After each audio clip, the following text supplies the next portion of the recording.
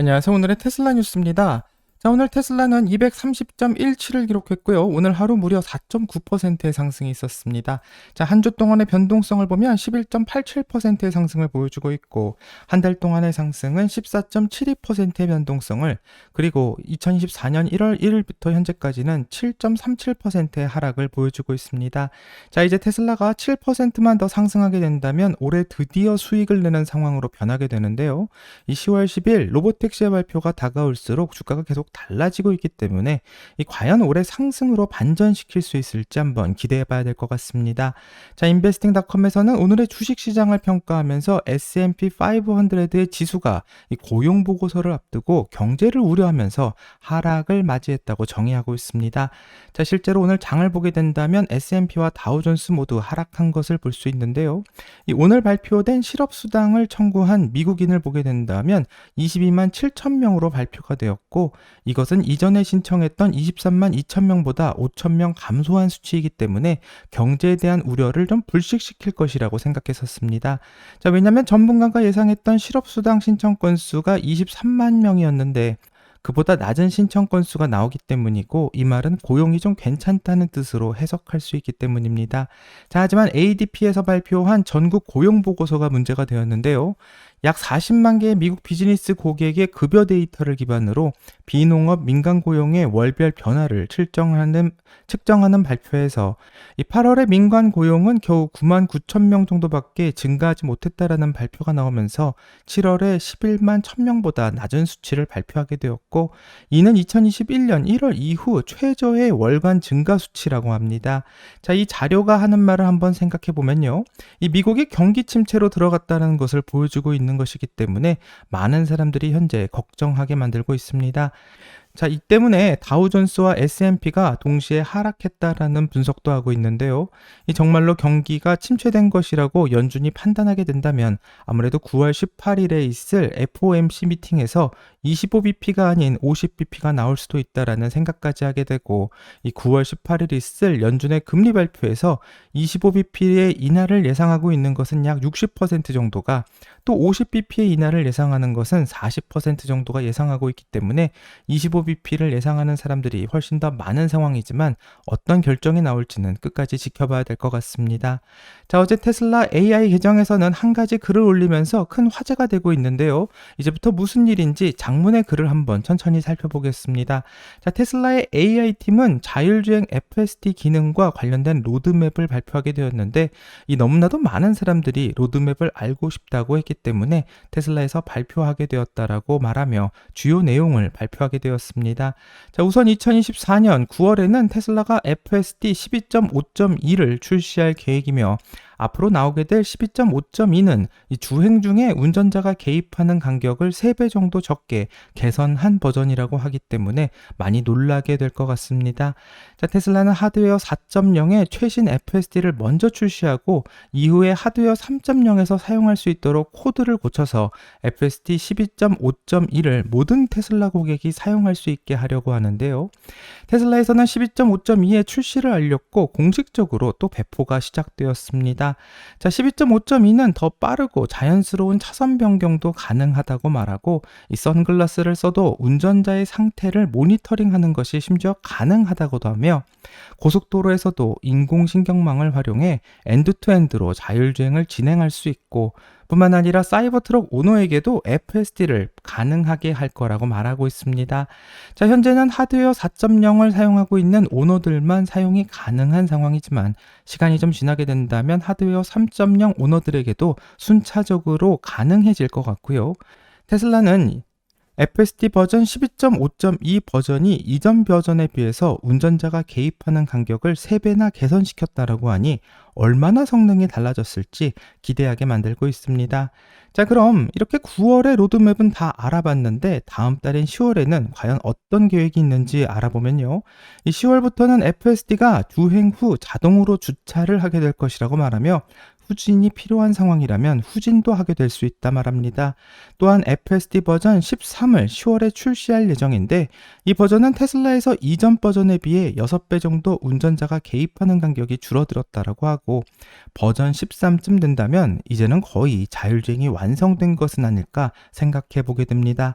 자, 테슬라가 배포를 시작한 FSD 12.5.2의 버전이 약 3배의 개선이 있었다라고 말하고 바로 한 달 뒤인 10월에는 6배의 개선이 있을 것이라고 말하고 있는 것이기 때문에 그렇다면 10월에 개최가 예정되어 있는 10월 10일 로보택시의 날에는 아무래도 FSD 버전 13을 가지고 시연하지 않을까 생각해 보게 되고요.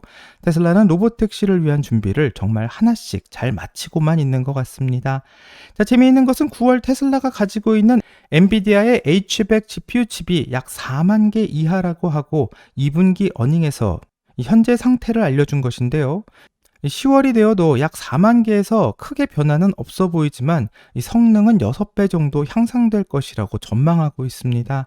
자, 문제는 테슬라가 올해 말인 12월에 목표하고 있는 H100 GPU 수가 무려 10만 개로 이때쯤 되게 된다면 테슬라의 FSD는 완전히 차원이 다른 훈련 성과를 보여주게 될 것이라고 예상하는데요.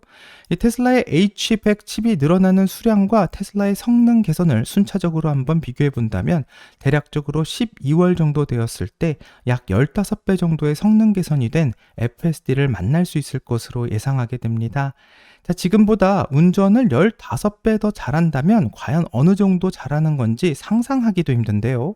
그럼 테슬라가 올해 말 자율주행을 거의 완성시키고 난다면 그 다음으로 하려는 일이 무엇인지 궁금할 수밖에 없습니다. 자, 테슬라의 로드맵을 보게 된다면 2025년 유럽에서 FSD를 시작하기 위해 정부의 규제 승인을 기다리고 있다고 말하며 1분기에 허가가 나오기를 예상하고 있습니다. 자, 유럽뿐만 아니라 중국에서도 2025년 1분기에 FSD를 시작하려고 하고요. 운전석이 반대에 있는 영국과 일본, 호주와 인도의 경우에는 1분기 말이나 2분기쯤부터 정부의 승인이 나올 것으로 예상하고 있습니다. 자, 2025년 2분기 정도 된다면 전 세계에서 FSD를 사용하는 모습을 쉽게 볼 수 있게 된다는 말로 해석해 볼 수 있는데요. 이렇게 테슬라에서 이전에는 보여주지 않았던 자세한 로드맵을 보여주는 이유는 이제 테슬라의 인공지능이 어떻게 발전할지 예상할 수 있게 되었다라는 것이라고 생각하고 이뿐만 아니라 이 개발 과정에 대해서 예측할 수 있는 자신감 또한 생겼다고 볼 수 있습니다.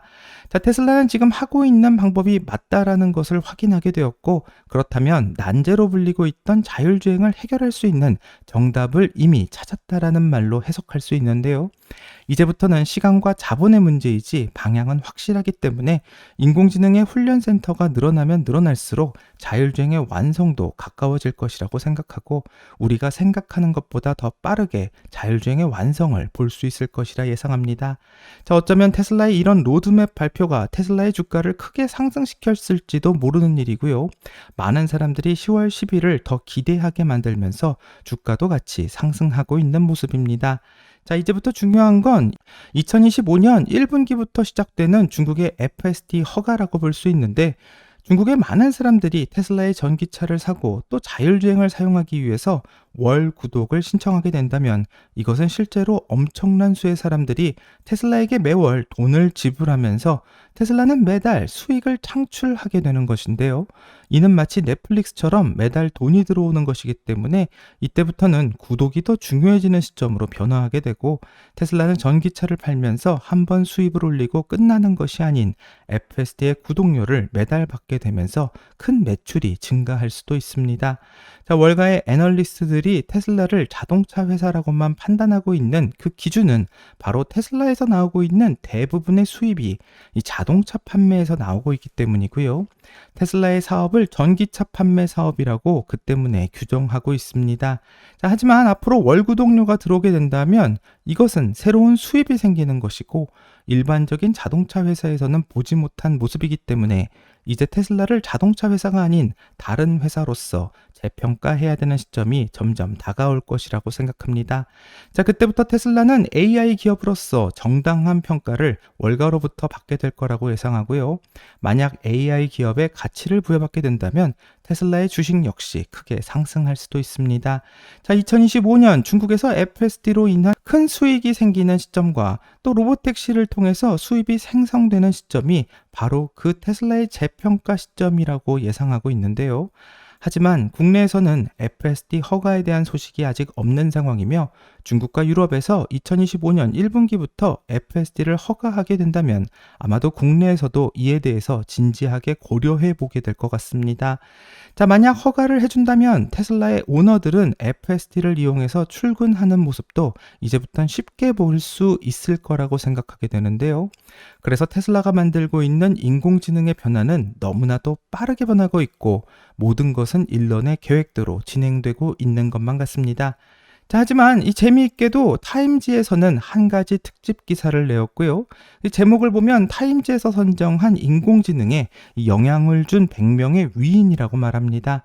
자, 타임지는 지식이 풍부한 편집자와 또 특파원들의 취재를 직접 해 인터뷰를 했다고 하고 작년 명단에 포함되어 있던 멤버들과도 상의를 하면서 AI 리더의 커뮤니티에 새롭게 추가하게 될 최고의 인물을 찾았다라고 말합니다. 자, 2024년 명단에 포함된 기업 중 91곳은 심지어 작년의 명단에는 없었던 기업이라고 하고요. 현재 이 분야가 얼마나 빠르게 변하고 있는지 알 수 있다고 합니다. 자, 그래서 이번 100명의 발표는 수십 개의 기업뿐만 아니라 지역 그리고 모든 관점을 아우르는 다양한 인물들이 선정되었다고 하는데요.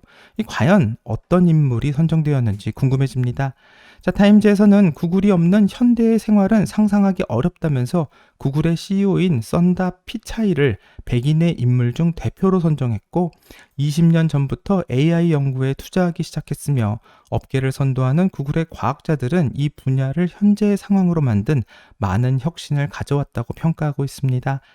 자, 구글뿐만 아니라 마소의 사티아 나델라 CEO와 오픈 AI의 CEO인 샘 알트만 그리고 엔비디아의 CEO인 젠승 황까지 AI에 영향을 준 인물이라고 선정하고 있는데 여기까지는 충분히 이해가 갑니다.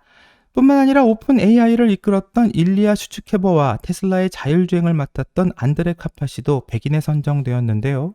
여기까지는 충분히 동의를 하고 이들이 만든 영향 역시 상당히 동의하고 있는 부분입니다.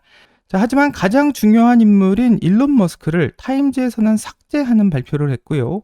AI에 영향을 준 인물 백인에서 제외를 하면서 일론 머스크가 인공지능에 영향을 주지 못했다 이렇게 평가하고 있습니다. 자, 어쩌면 일론 머스크보다 더 뛰어난 천재 과학자가 나타나서 부득이하게 일론 머스크를 배제할 수밖에 없었는지도 모르기 때문에 과연 일론 머스크를 대신해 어떤 사람이 선정되었는지 나머지 백인의 인물을 더 찾아보려고 하는데요. 일론 대신 선정한 사람은 바로 마르케 브라운리로 유튜브에서 많은 구독자를 거느리고 있는 유튜버입니다. 자, 일론 대신 선택한 인물이 유튜버라고 하니 좀 놀랍기는 하지만 그래도 여기까지는 좀 참고 사정이 있겠지 이렇게 생각을 하면서 다른 사람을 찾아봤는데요. 놀랍게도 AI에 영향을 준 인물로 무려 헐리우드의 배우인 스칼렛 요한슨을 선정을 했고 여기까지 보고는 정말 할 말을 잃었습니다. 자, 일론 머스크보다 스칼렛 요한슨이 준 영향이 더 많다고만 말하는 것 같아서 안타깝다고 생각하는데요. 그래도 이전까지 타임즈 하면 좀 권위도 있고 이 백인에 선정되게 된다면 영광으로 생각하는 사람들도 많았던 것 같은데 이번 발표를 보고는 타임즈의 공신력에 대해서 심각하게 의문을 품게 되었고 선정에서 일론을 제외한 것이 심지어 의도적이었다면 타임즈는 더 이상 책상에 놓을 것이 아니라 쓰레기통에 버려야만 할 거라고 생각합니다. 자, 놀랍게도 언론은 일론 머스크를 인공지능에 영향을 준 인물 백인에서 제외하게 된다면 그의 영향력 역시 사라질 거라고 믿는 것 같으며 이렇게 언론이 조작을 하면 로봇처럼 생각하는 대중들의 마음도 쉽게 조종할 수 있다고 생각하는 것만 같습니다. 자, 하지만 이러면 이럴수록 언론의 영향력은 앞으로 더 작아질 수밖에 없다고 생각하고요. 누가 뭐라고 말해도 이 시대의 인공지능을 이끌고 있는 인물은 일론 머스크라고 생각하며 AI로 무엇을 할 수 있을지 테슬라의 자율주행이 그 첫 번째 답을 내어놓으려고 하기 때문에 10월 10일에 벌리는 이벤트를 같이 한번 꼭 기다려봐야 되겠습니다. 여기까지가 오늘의 테슬라 뉴스고요. 오늘 영상이 도움이 되셨다면 구독과 좋아요 그리고 알람 설정 부탁드립니다. 오늘 좋은 하루 되시고요. 오늘의 테슬라 뉴스는 내일 또 새로운 소식으로 다시 찾아오겠습니다. 감사합니다.